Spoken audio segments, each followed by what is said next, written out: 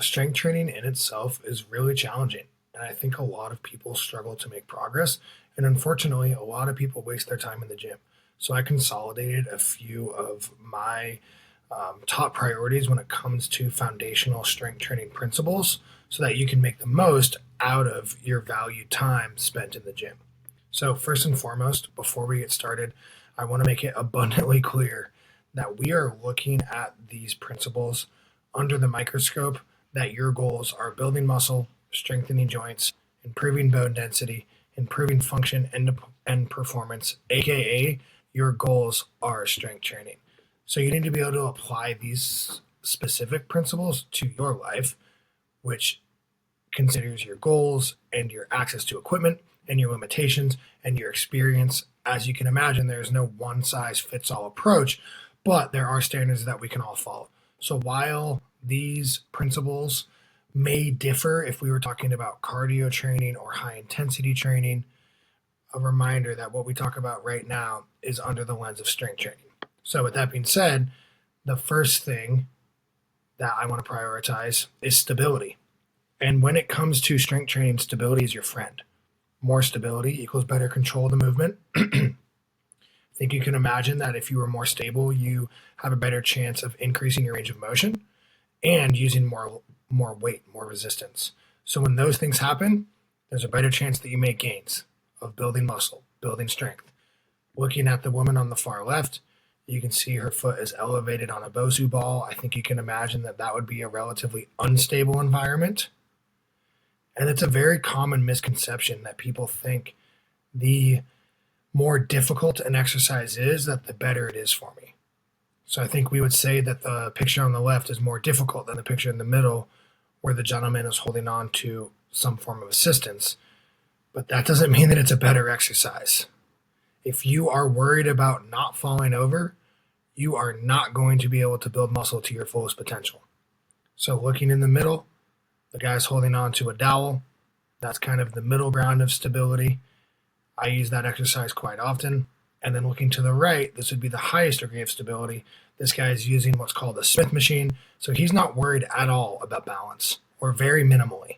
All he is focused on is how much he can overload his legs, which is the intended purpose of the exercise. So stability from a strength training standpoint is your friend. I work with a lot of adults.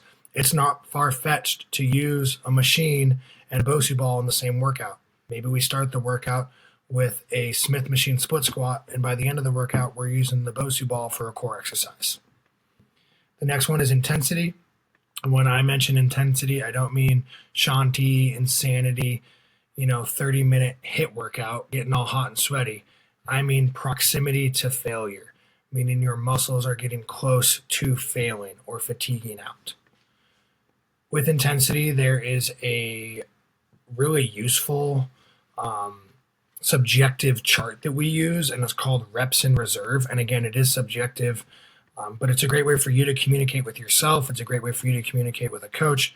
But reps in reserve means what it sounds like: how many reps you have left over at the conclusion of your set. So for example, if I did a set of 8 reps on bench press and it was somewhat challenging, but I could have done 3 more reps, then I would say that I had a 3 RIR. I had 3 reps in reserve. The lower the number, like 0, that would be the more difficult the set. And the higher the number, like 5, that would be the less difficult of a set. However, we can't just always aim for the most difficult. Yes, too much is too much. If you are constantly pushing yourself to those lower end of the reps in reserve chart, then you can imagine that there's a greater risk of injury. But a step further than that, you are promoting more fatigue and damage to your muscles.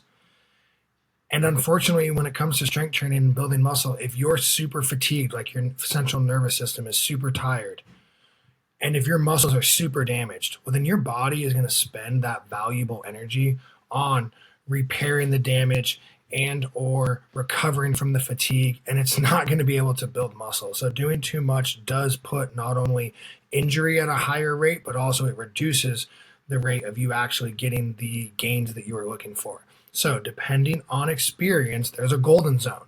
And you can imagine it's not too much and it's not too little. 1 to 3 reps in reserve is kind of that golden zone. And I call that muscular fatigue.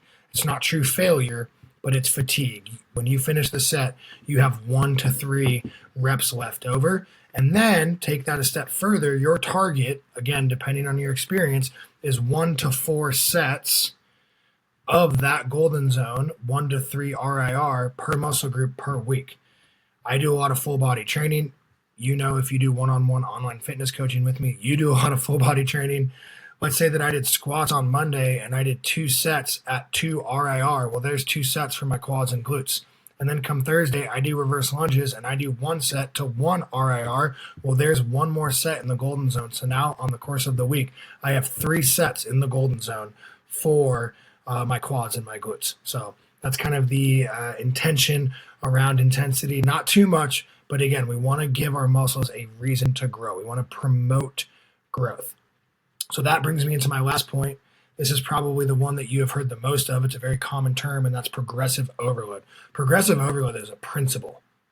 So it is a principle when it comes to strength training. It is kind of the golden standard and the golden principle when it comes to building muscle. And in short, progressive overload is you are either adding resistance, you're adding weight, or you are adding reps to the same exercise, to the same exercise environment, meaning same variation, same setup over time. So you're either adding weight or you're adding reps to the same movement, right? So let's say I did 10 pounds for 8 reps on bench press, and then I got into that golden zone of 1 to 3 RIR.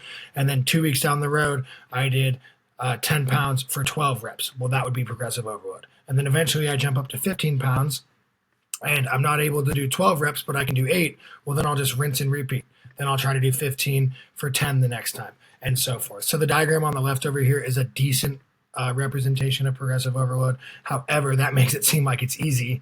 So I threw that myth down there at the bottom. A lot of people think that you're going to be able to add weight or add reps every time that you do that specific exercise or workout if you want to see gains. And that's just not true. It's not likely. It's not practical.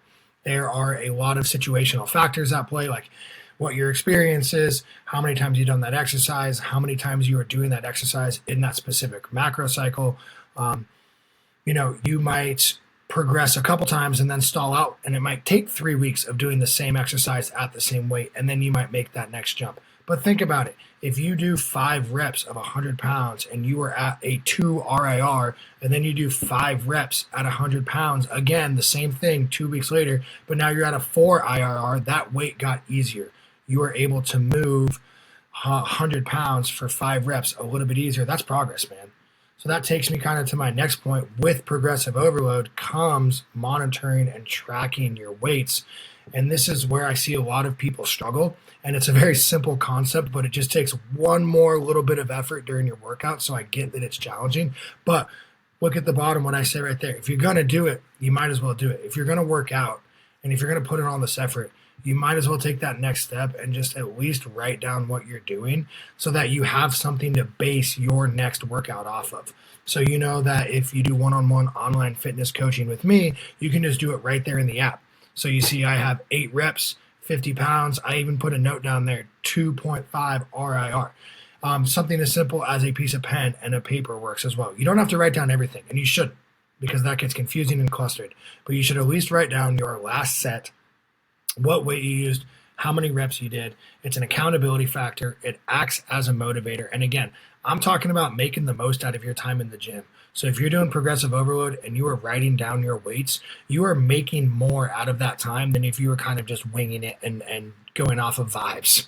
So again, that was kind of the premise of this entire conversation, is not to waste your time when you're in the gym. So working stable movements, not worrying about falling over, being able to complete the movement to the best of your ability with the most amount of weight. Training to intensity.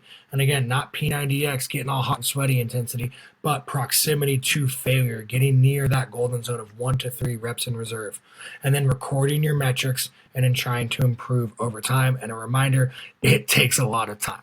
So keep doing your best out there. Keep working hard. I know it's not easy, but I hope these tips help. If you have any questions, if you want more guidance on a certain topic that I covered, or if you think that I'm wrong in one area and you want to talk about something that works for you based off your experience, I want to open up the door to that conversation. So go ahead and reach out to me. All right. Thanks.